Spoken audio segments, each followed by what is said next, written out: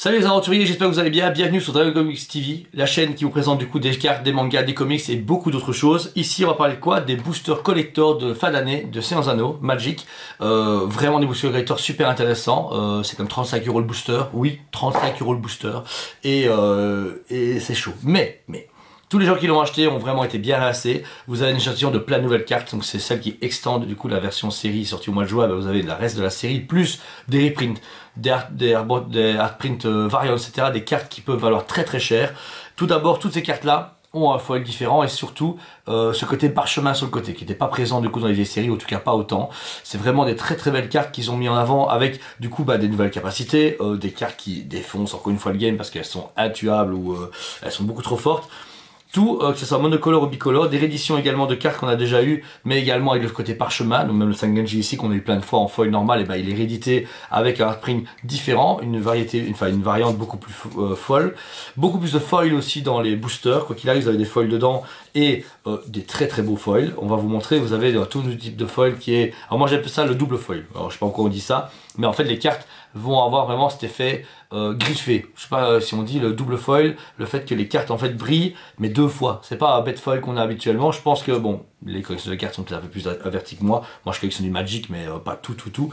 Mais il y a beaucoup plus de cartes qui ont un effet de brillance, vous voyez, altéré comme ceci, qui donne super bien, qui augmente leur prix forcément. Dedans vous avez tout, même des cartes qui sont introuvables. Ici on a Barrick-Dur qui était une grosse carte demandée. Et des rééditions ou des nouvelles éditions des full art. Ces full art là par exemple c'est celle des box scènes qu'on a pu présenter précédemment en vidéo qui, alors on peut acheter la boîte à 50 € dans les 6, mais en fait si vous pouvez dropper dedans, celle qui vous manque ou en doublon comme ça vous défaisez pas votre set, vous avez d'autres, ça c'est vraiment cool.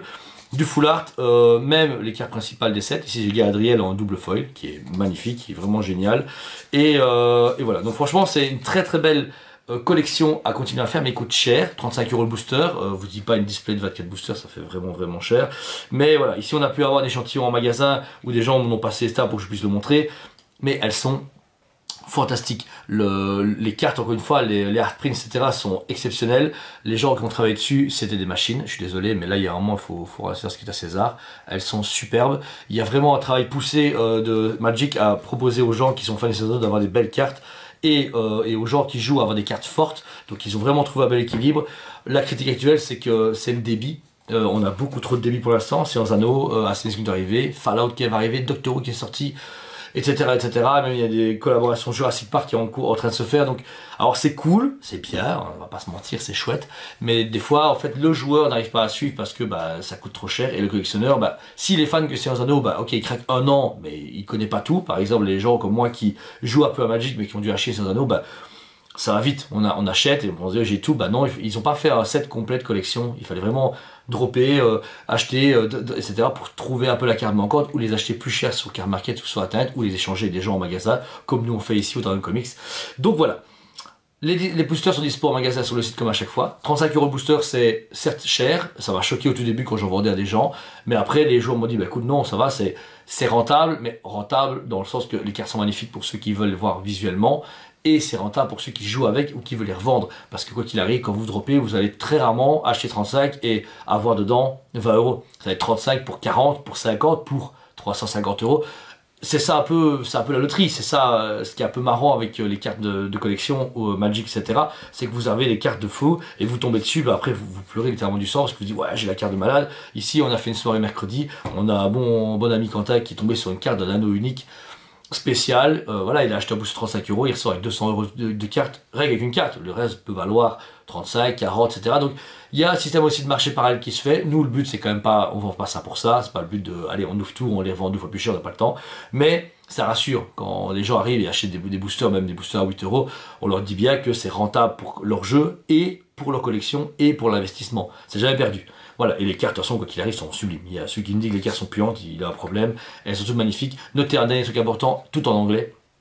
Les Français sont sortis au mois de juin. Là, toute l'extension sortie pour les Sandbox et les boosters collector sont uniquement en anglais. C'est tout.